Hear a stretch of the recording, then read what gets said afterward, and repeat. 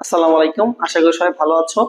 তো আজকে আমরা মিশ্রণের প্রকৃতি, ঘনমাত্রা, পিএইচ ও পিওএইচ এগুলো নির্ণয় শিখবো ইনশাল্লাহ। তো গত ক্লাসে হচ্ছে যে আমরা শুধুমাত্র পিএইচ পিওএইচ শিখেছিলাম। তো আজকে আমরা হচ্ছে মিশ্রণেরটা ভেদ করব। হ্যাঁ, তো এটা হচ্ছে পরীক্ষায় আসে এবং এই চারটা প্রশ্ন আসতে পারে, ঠিক আছে? মিশ্রণের প্রকৃতি কি, অথবা ঘনমাত্রা নির্ণয় করো, অথবা পিএইচ অথবা পিওএইচ। হ্যাঁ, তো এটা খুবই গুরুত্বপূর্ণ প্রশ্ন, পরীক্ষায় এসেই থাকে। তো ম্যাথটা একটু বড় হবে। তো আসো আমরা শুরু করি। প্রথমে কি বলছে দেখো, দুইটা পাত্র দেয়া আছে, দুটি পাত্রের মিশ্রণে কি বলছে, প্রকৃতি, ঘনমাত্রা, পিএইচ ও পিওএইচ নির্ণয় করতে বলছে। তো প্রথমে আমি বলি, আমরা পাঁচটা স্টেপ নিয়ে কাজ করব। প্রথম স্টেপ হচ্ছে কি, মোল নির্ণয়। আচ্ছা, এখন আমি বলে রাখি, মোল নির্ণয় কিন্তু অনেকগুলো সূত্র আছে। সূত্রগুলো কি, এন সমান কি, ডাব্লিউ বাই এম। ঠিক আছে, এন হচ্ছে মোল, ডাব্লিউ বাই এম ভর বাই আণবিক ভর। তারপর কি, এন সমান হচ্ছে কি, ভি এসটিভি তে থাকলে সেটা 22.4 দিয়ে ভাগ দিতে হবে, ভি এসিটিভি তে থাকলে 24.789 হবে। ওকে, তারপরে কি, এন বাই এন এ অণুর ভর ডিভাইড বাই অ্যাভোগাড্রোর সংখ্যা, তারপর কি, এস ভি। আচ্ছা, এই সূত্রটা হচ্ছে মোল সংখ্যা নির্ণয় সূত্র। ঠিক আছে, তো এখন আমরা দেখবো আমাদের কি কি দেয়া আছে। আগে বলতো কি কি দেয়া আছে আমাকে। দেখো এখানে কি দেয়া আছে, এটা এটা হচ্ছে কি, ভি দেয়া আছে না, ভি দেয়া আছে। তো এটা কি দেয়া আছে, এস দেয়া আছে। তাহলে ভি দেয়া আছে আর এস দেয়া আছে, তাহলে আমরা এখানে এন নির্ণয় করব কিভাবে, এই এস ভি সূত্র দিয়ে। কথা কি বোঝা গেছে? সেম এখানে দেখো, এখানেও কি দেয়া আছে, ভি দেয়া আছে, তারপর এস দেয়া আছে, এটাও কি নির্ণয় করবো, এন সমান এস ভি সূত্রে। ওকে, তাহলে আসো শুরু করি। আনসার, প্রথমে কি, পাত্র এ, মানে এটা হচ্ছে এ পাত্র, আর এটা হচ্ছে কি বি পাত্র।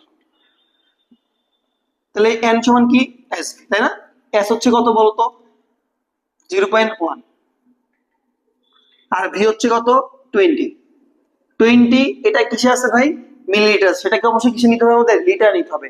তো মিলিলিটার থেকে থেকে লিটার নিতে গেলে কি করতে হয়, 10/c দিয়ে গুণ অথবা 10 কিউব দিয়ে ভাগ। তো আমরা 10/c দিয়ে গুণ দেই, আসো। ওকে, তাহলে এটা আসলো। এরপর আসো পাত্র বি, সেম এন সমান এস ভি। এস কত এখানে, 0.05, আর ভি কত, 6। তাই এটা কি করবো, 10/c দিয়ে গুণ দিলাম। ঠিক আছে, ওকে। তাহলে দেখো, এটা হিসাব করে দেখি, 0.1 ইন্টু 20 ইন্টু 10^3, 2 ইন্টু 10^3।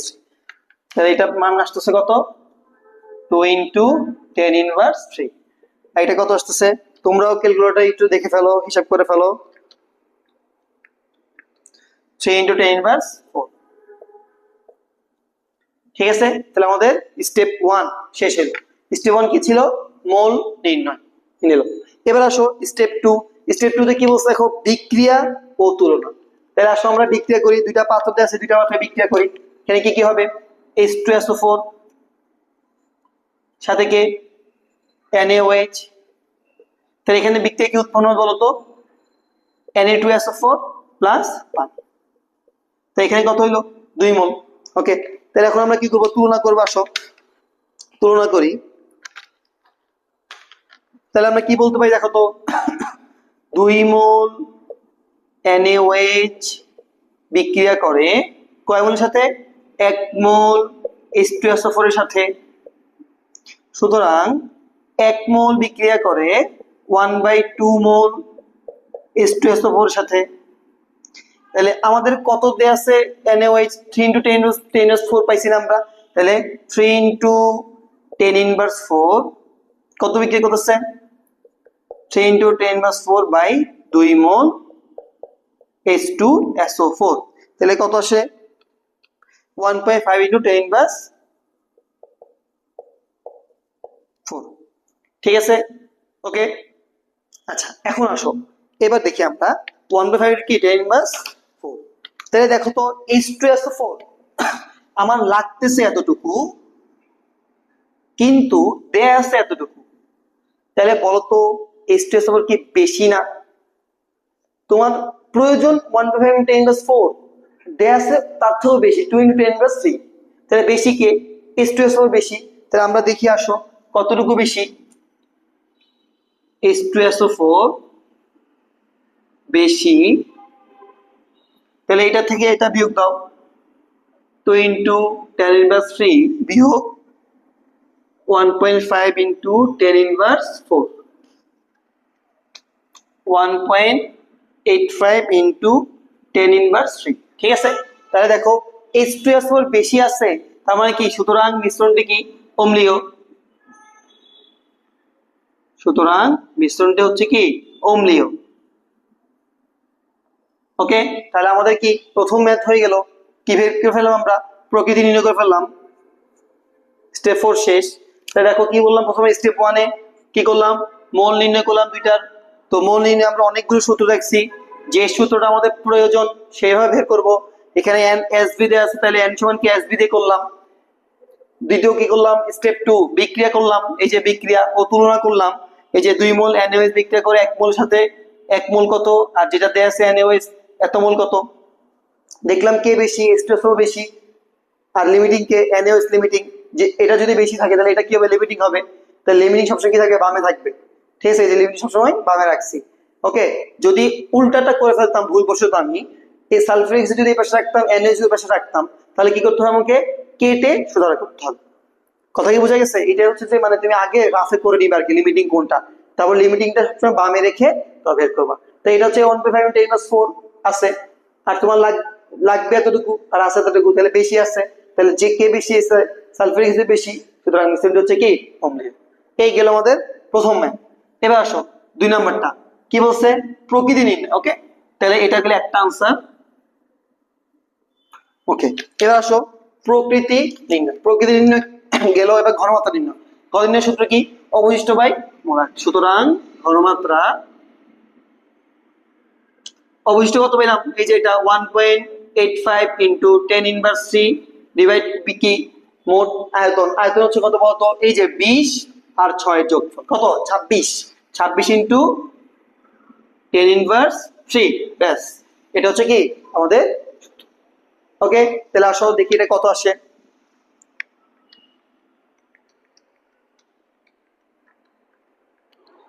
(0.0711) 0.071 এটা আমাদের 2 নম্বর উত্তর হয়ে গেল आंसर কি বের করে ফেললাম আমরা হচ্ছে ঘনমাত্রা বের করে ফেললাম এবার আসো 3 নাম্বার কি বলছে pH নির্ণয় বলছে আসো তাহলে H2SO4 এটাকে ভাঙালে কি পাই আমরা 2H + SO4 2 মাইনাস তাহলে এখানে pH সমান সূত্র কি হবে -log H প্লাস তাহলে -log H প্লাস কত হবে 2 × 0.0712 ঠিক আছে তাহলে কত পাই দেখি তো আমরা আসো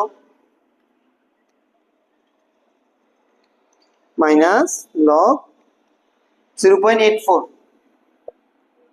অথবা 85 ওকে তাহলে আমাদের এটা pH বের হয়ে গেল